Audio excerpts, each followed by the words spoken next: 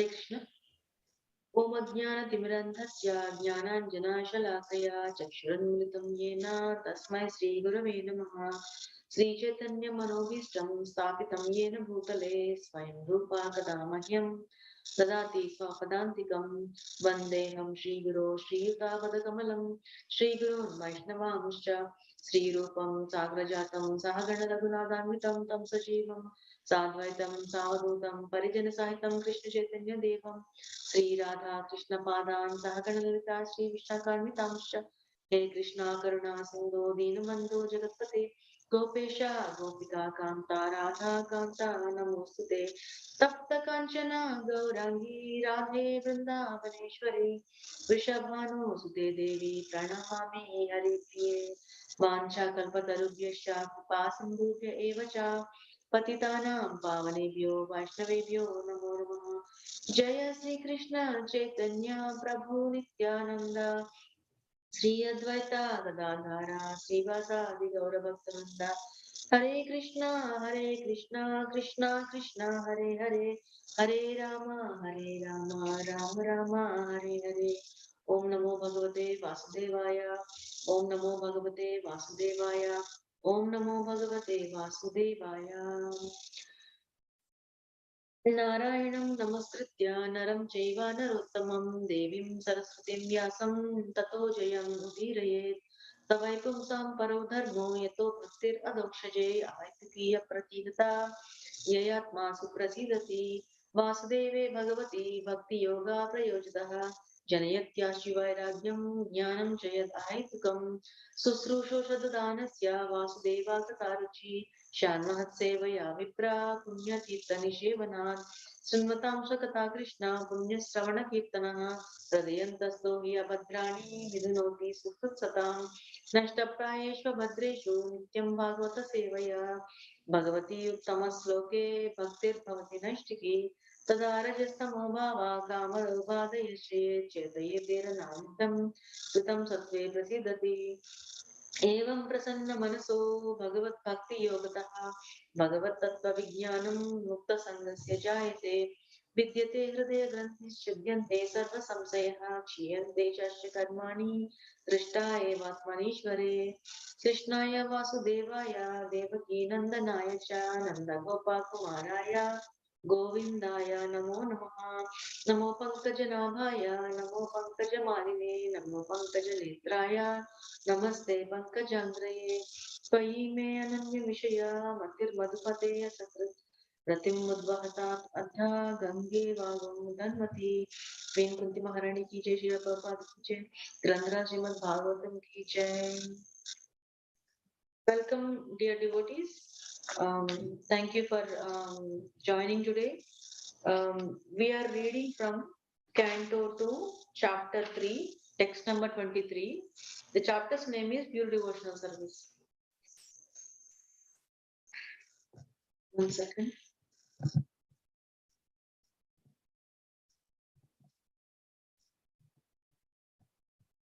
Can you see the screen? Everybody okay? Yes, Mataji. Thank you. Okay, so the sloka goes like this. Jivan chavo bhagavatangri renum na jatu matyo vilabheta yastu Sri Vishnu padya manujastulasyaha swashan chavo yastu naveda gandham. Synonyms: Jivan, while living; Savaha, a dead body; Bhagavata, Angri Renum, the dust of the feet of a pure devotee; Na, never; Jatu, at any time; Matyaha, mortal; Abhilabheta, particularly received; Yaha, a person; Tu, but; Sri, with opulence; Vishnu Padyaha, of the lotus feet of Vishnu; Manujaha, descendant of Manu, a man; Tulasyaha, leaves of the Tulsi tree; Swasan, while breathing; Savaha, still a dead body; Yaha, who; Tu, but; Na Veda, never experienced; Gandham, the aroma. Translation: The person who has not at any time received the dust of the feet of the Lord's pure devotee upon his head is certainly a dead body.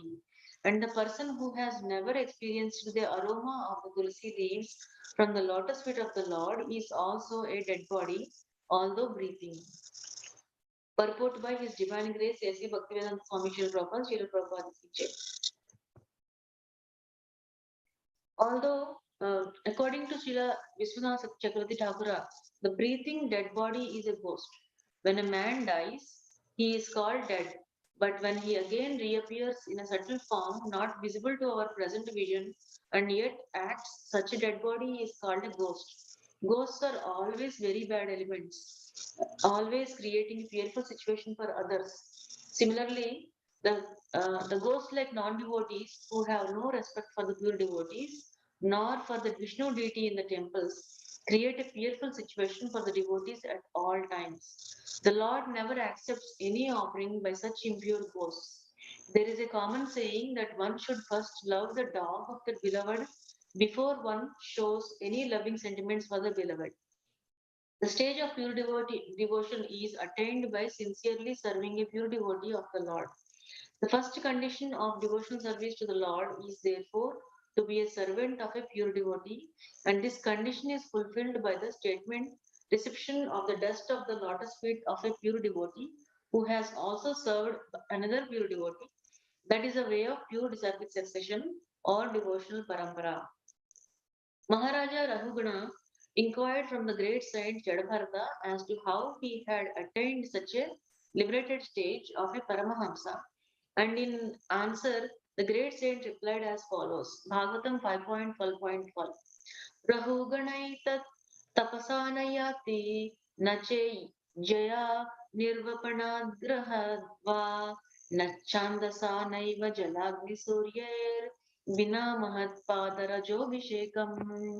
O King Rahugana, the perfectional stage of devotional service or the Paramahamsa stage of life cannot be attained unless one is blessed by the dust of the feet of great devotees. It is never attained by tapasya, austerity, the Vedic worshipping process, acceptance of the renounced order of life, the discharge of the duties of household life, the chanting of the Vedic hymns, or the performance of penances in the hot sun within cold water or before the blazing fire.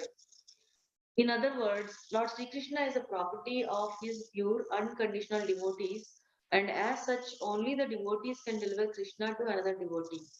Krishna is never obtainable directly. Lord Chaitanya therefore designated himself as Gopi Bhartu Padakamalayur Dasa Dasan Dasana, or the most obedient servant of the servants of the Lord, who maintains the Gopi damsels at Vrindavana. A pure devotee therefore never approaches the Lord directly, but tries to please the servant of the Lord, the Lord's servants, and thus the Lord becomes pleased. And only then can the devotee relish the taste of the tulsi leaves stuck to his lotus feet. In the Brahma Samhita, it is said that the Lord is never to be found by becoming a great scholar of the Vedic literatures, but he is very easily approachable through his pure devotee. In Vrindavana, all the pure devotees pray for the mercy of Srimati Radharani, the pleasure potency of Lord Krishna. Srimati Radharani is a tender-hearted, feminine counterpart of the Supreme Court, resembling the perfectional stage of the worldly feminine nature. Therefore, the mercy of Radharani is available very readily to sincere devotees. And once she recommends such devotee to Lord Krishna, the Lord at once accepts the devotee's admittance into his association. The conclusion is, therefore, that one should be more serious about seeking the mercy of the devotees than that of the Lord directly. And by once doing so, by the goodwill of the devotee, the natural attraction for the service of the Lord will be revived. I'm sorry, I felt a little emotional when reading that line. Um, uh, Coming back to the Bhagavatam, This context is between Saunaka Rishi and Sutta Goswami. The discussion is Saunaka Rishi they're asking to explain more about the discussion between Parishit Maharaj and Sukadeva Goswami. They wanted to hear more about how Parishit Maharaj left his body. This chapter begins with three important. Uh, we'll just go back to the chapter just to context.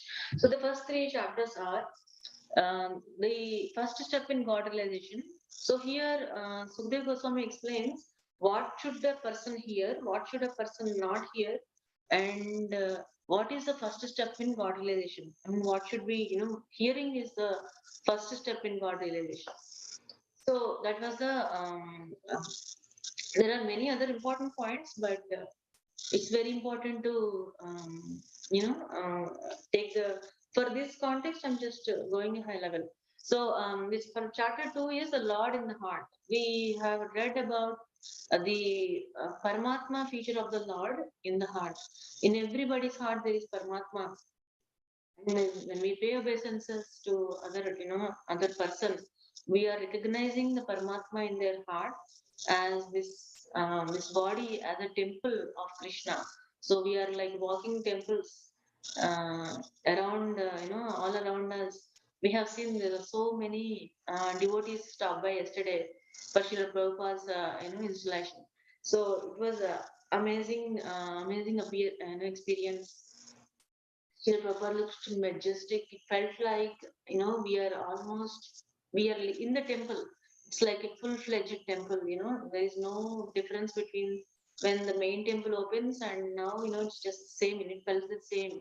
So even though I probably will not be here to experience that, ex- probably, hopefully I will come, but we never know with the kids' schools and stuff. I hope my daughter was asking me to bring me when the temple opens, so hopefully I will try to be there. From in chapter 3, pure devotional service, a change in heart. So this is very very, the this chapter, the beginning goes like this. The beginning, they talk about what is the most intelligent person does. The most intelligent person um, takes to Krishna consciousness. They take bhakti as a process. They That is the main thing for them. So here saying, see, one should worship Lord Vishnu or his devotee for spiritual advancement in knowledge, and for protection of hereditary and advancement of dynasty, one should worship the various demigods. We have seen in the beginning section like which demigod gives what benediction, and one should, like unintelligent non-devotees go to demigods, and that's the difference between devotees and non-devotees. We should use this for our progress in Krishna consciousness, and not to cause any hurt to non-devotees. So that is our application, personal application and preaching application also. The There are many stages. There are people are at many different levels in their spiritual path. Even the non-devotees, right? They will come eventually at some point, but we should not discourage them because they are praying demigods. So to my understanding, when preaching to family members or when preaching to new people who are coming new to the temple, we should be a little cautious about using the words like non-devotees, and we should be a little careful about that. Krishna in Bhagavad Gita explained, right? If a person is praying his devotees, uh, then he will give them that conviction within from as a Paramatma in his heart. He will give them the conviction to become more deeper devotee to that particular demigod, because he encourages faith definitely. Here also in this sloka from 2.3.8, One should worship Lord Vishnu or his devotee. All demigods are his devotees only, right? All demigods are his servants. They are serving him at a different level to, maintain this material world. But devotees go to his devotees or him for spiritual advancement, for protection, from and to and we should also go to demigods to protect the dynasty, to give them that respect as a demigod. So that's another point I just wanted to share. Then also the this verse that I felt like very important that we should understand is akama sarva kamo va moksha kama udarati tivrena bhakti yogena yajeta purusham param. So here it says, right, a person who has broader intelligence, whether he be full of all material desire, without any material desire, or desiring liberation, not three types of people, must by all means worship the supreme whole, the personality of God. So persons at a different stages here must worship supreme whole, the personality of Godhead. So uh, the discussions between Saunaka Rishi, Suta Goswami, Parishit Maharaj, and Sukhdev Goswami, the conversations are going like this. The first three chapters, Sukadeva Goswami is trying to establish the supremacy of bhakti. We have seen different types of karma, even Bhagavad Gita also, right? The first part of karma was six chapters of Karma Yoga. The end, the last verse of sixth chapter talks about the supremacy of bhakti. Then we enter into Bhakti Yoga. After explaining everything, Krishna starts explaining Arjuna the importance of bhakti and Bhakti Yoga. The text number 23 now. So let going into the concept here. Here this whole topic is about um, the descriptions of a limbs of a person who is a animalistic person. So the while in the process of explaining the supremacy of bhakti and in the process of explaining what is pure devotion means, we should sometimes understand what is not devotion means. We should sometimes understand when we don't use our body parts in certain way, then how it becomes useless. First of all, the whole thing about sambandha, abhideya, and prayojana, right? Sambandha means the relationship with the Lord, right? As a part and parcel of the Lord, as his daughter or son or his children, as a part and parcel of him, we should be we are our eternal relationship is we are eternally a servant to Supreme Lord. How we can be an eternally servant to Supreme Lord is given in this set of verses. In this section, especially in this section, we can look at it in two ways. One way is to look at an animalistic person, what they don't do, um, and to look at a person who is a devoted person, what can they do with all these limbs. I'll just quickly go over the limbs, how to use the limbs, and then we'll go into the details. So here, the verse from 20 to 25 in this chapter, it talks about if a person is not listening to the prowess and marvelous acts of the Lord, then their ear holes are equivalent to the holes of snakes. Again, if a person is not singing or chanting loudly the worthy songs about the Lord, that means their tongue is compared to that of a tongue of a frog. Frog, when it makes a sound, it only attracts snakes. It just only attracts trouble. So it is so if our tongue is not engaged in chanting and singing worthy songs of the Lord, then it is equivalent to a frog's tongue. Now, now the upper body, talking about the upper, looking at the upper body part. If it is not bowing down before the Lord, who can award mukti, then it is just a only heavy burden. That's it. It's a burden. That's all. And now also the hands, the through which the glittering bangles. That means even if we decorate the bangles of the hand, decorate the hands with the bangles, still if they are not engaged them in the service of Hari, They are they are equivalent to a hands of a dead man. You decorate jewelry on a dead person, it's still a dead body. There is no difference. So then we talk. Then the Sukrit Goswami is explaining about the eyes. If the eyes are not looking at the symbolic representation of the personality of Godhead, then they're just a plumes of a peacock. They're just show. That's all. Then the legs. If these legs are not used for to moving to the holy places, then they are just equivalent to tree trunks. Tree trunks, they just stay in one place. They don't move anywhere, right? So even if these legs are going here and there, looking, wandering around the material planet, um, still they are considered as tree trunks, meaning it's not progressing. Um, if we are not visiting holy places. Now, this verse especially talks about the person as in a whole. So, if this person is not receiving the dust of the feet of the pure devotee on his head, or if this person is not experiencing the tulsi aroma from the Lord's feet, then he is considered as certainly a dead body.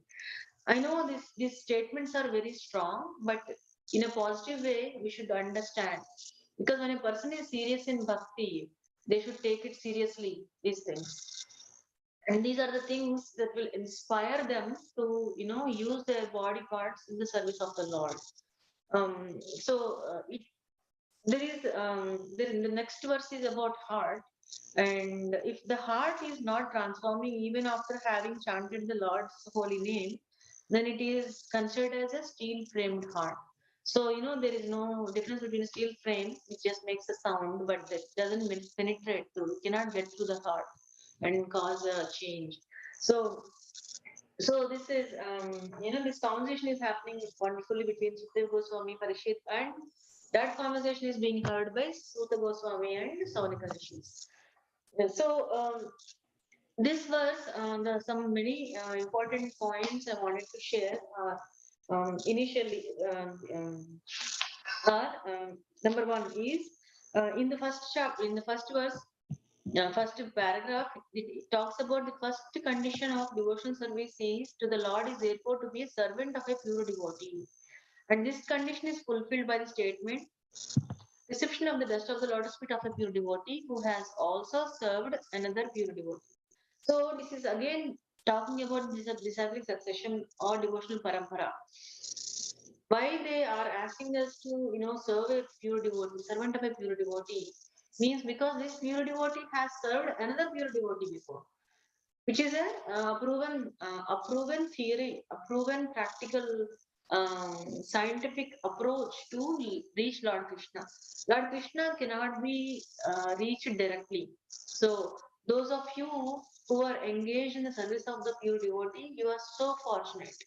You are so fortunate, and I would say, please continue your services and please continue inspiring others in your services. This is the only way to reach Krishna. So that means you are in the right path. So here the topic about even Jadabharata is explaining Maharaja Rakugana. We know the story of Jadabharata. We have heard so many times. I'm not going to repeat again. So Jadabharata is also explaining here. He's saying um, the perfection stage of devotional service cannot be attained. The perfection stage cannot be attained unless one is blessed by the dust of the feet of great devotees. So, service to the great devotees is it's a mandatory. It's the primary condition, primary prerequisite. It's a prerequisite to becoming, to strengthening your bhakti, our bhakti. And again, he's also explaining that we cannot attain this by doing tapasya or worshipping process or renounced order of life. If a person is simply doing karma kanda, that will not help them to come back to bhakti, pure devotional service. So there is another the example given here in this purport is about Lord Sri Chaitanya Mahaprabhu. Sri Chaitanya Mahaprabhu came here as a devotee of Krishna, right, in the mood of Radharani, and he has given by example by showing how to be a devotee of Krishna. So his example is really, really helpful for us to develop that mood of loving service to Krishna and his devotees. So here saying that, right? Gopi Bhartu Padakamalayur Dasa Dasana Dasa. The most obedient servant of the servants of the Lord who maintain the Gopi damsels at Vrindavana. Here, a pure devotee never approaches the Lord directly, but tries to please the servant of the Lord's servants, and thus Lord becomes pleased. And only then can the devotees relish the taste of the tulsi leaves stuck to the lotus, his lotus feet. See, when some of you probably have visited Vrindavana, and you always hear, right? In Vrindavana, you don't hear Krishna's name much, but you hear Radhe Radhe. Every time somebody is passing by, you hear Radhe Radhe because they are trying to, gain Srimati Radharani's mercy. Because if Srimati Radharani is recommending, Krishna can never say no. He will never say no to Srimati Radharani. So they are trying to get to Srimati Radharani's mercy and thereby getting Krishna's mercy indirectly. So that is a shortcut. Going to Krishna directly is very, very hard because he is his his, that sentence was like really um, stuck with me. And that says, Lord Krishna is a property of his pure devotees, pure unconditional devotees, and as such only the devotees can deliver Krishna to another devotee. So in this process of how we are utilizing our body parts, our whole person, ourself, our soul, mind, body, and soul in the service of Krishna, uh, in the service of pure devotees, in the service of any devotees, serving the pure devotees is all worth it. It's it doesn't matter at what capacity one person is doing. Even yesterday we heard, right? Even if a person just picks up a piece of trash from the temple hall, even that person is service is valuable.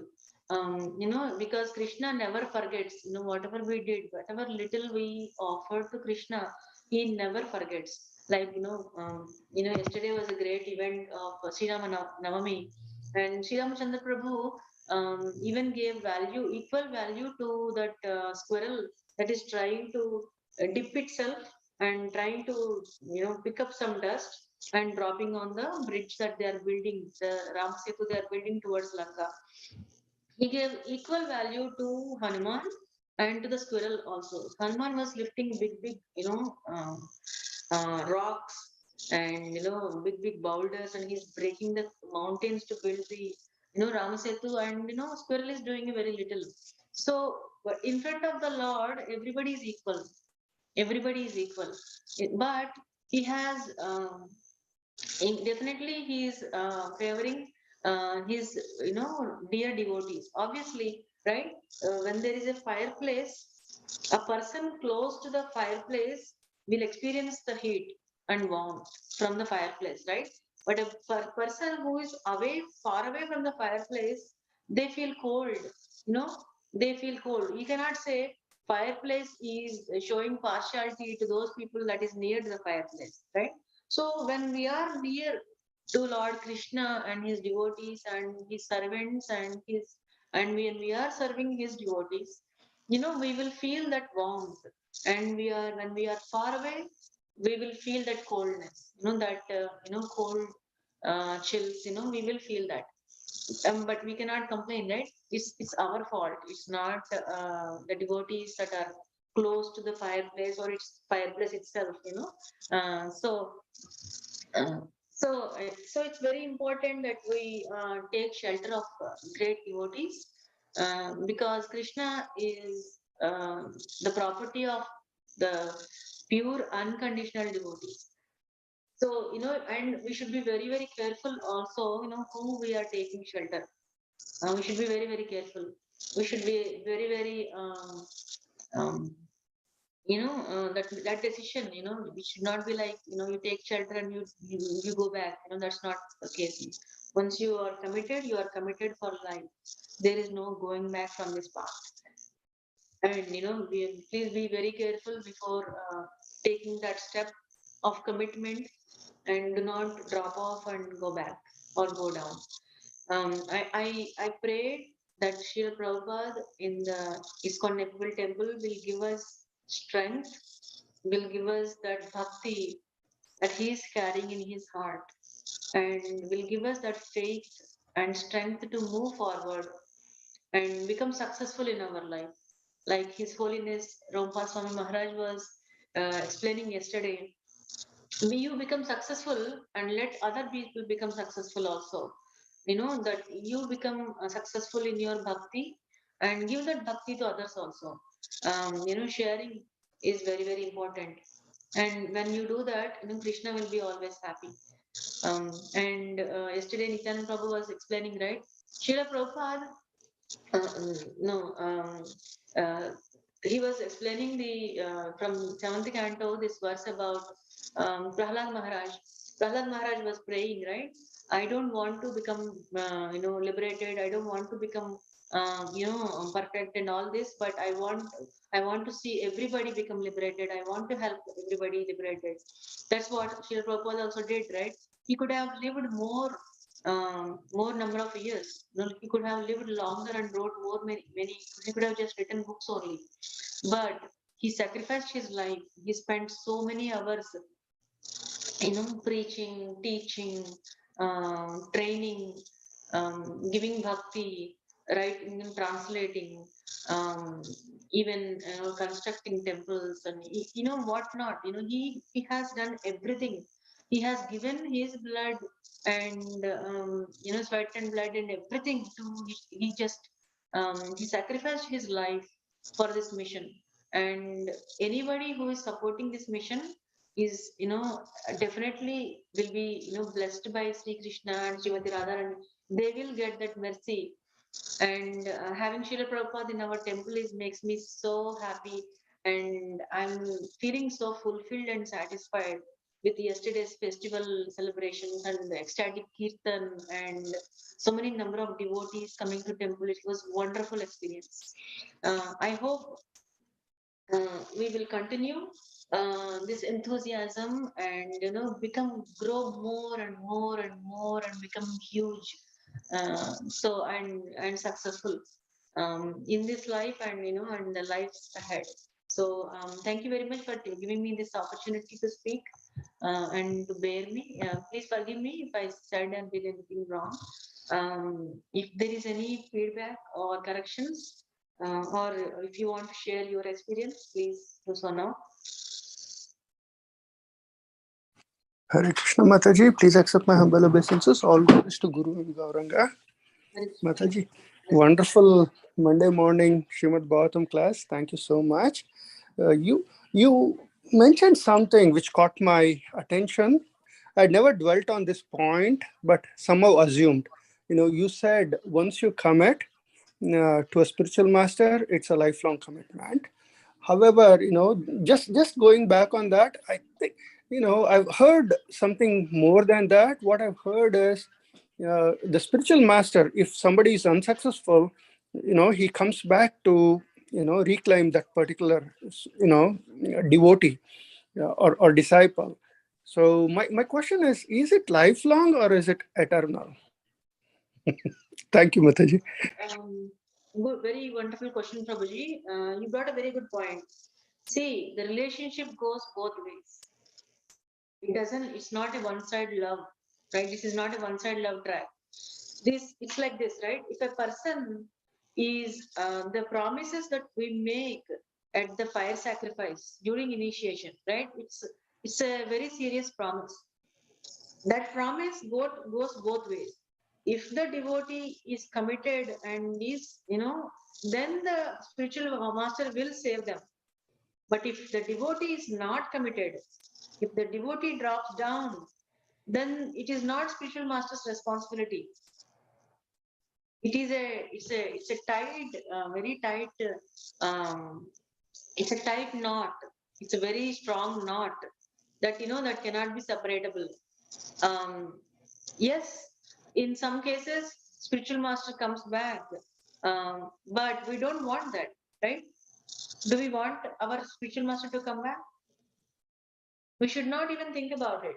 That's really when we take initiation, that day itself is a very, very heavy, because the spiritual master takes all our sins, right, on behalf of us. He takes all our sins and then recommends Krishna, like he's recommending to Krishna that please, this lady or this person has taken shelter, please help them.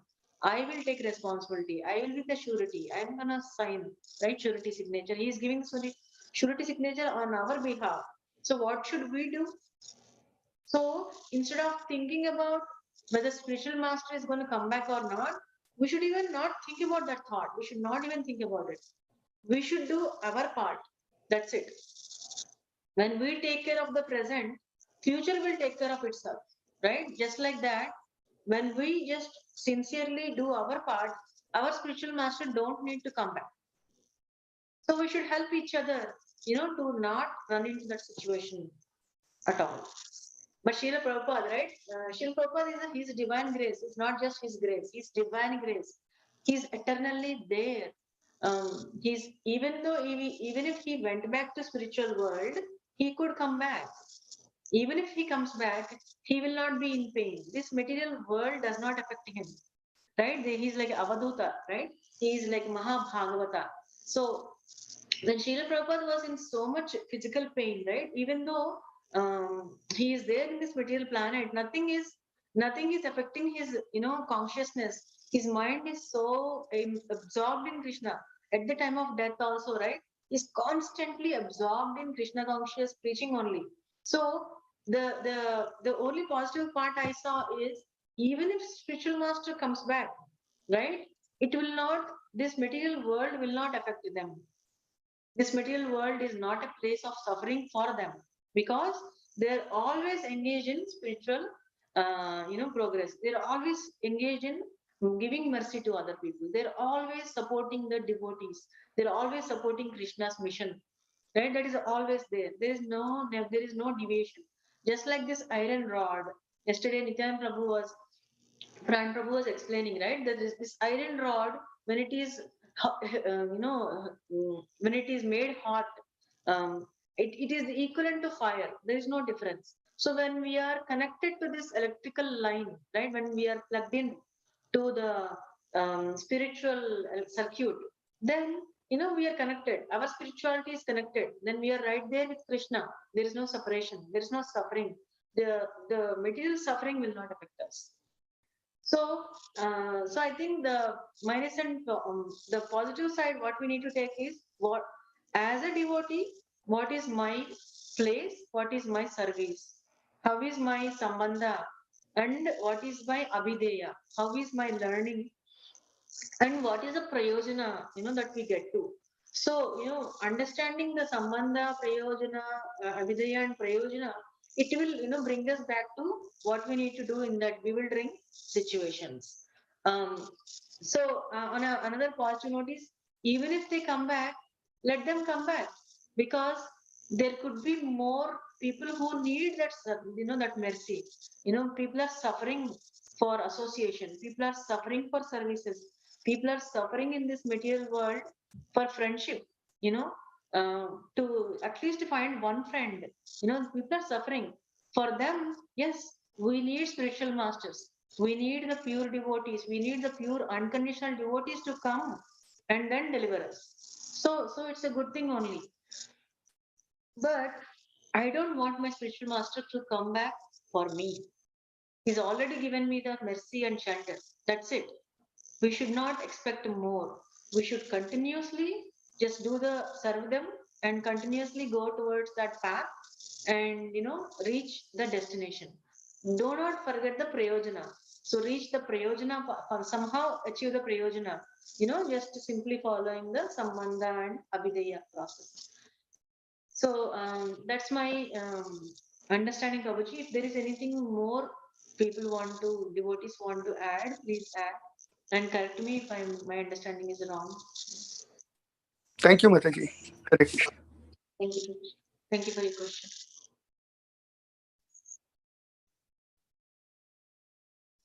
So it's already 12 minutes past 8 o'clock. So I will close the session for today. Thank you all for joining. Happy Shri Prabhupada appearance yesterday, and hope to see him every day going forward in the temple. Hare Krishna. Have a wonderful, blessed day.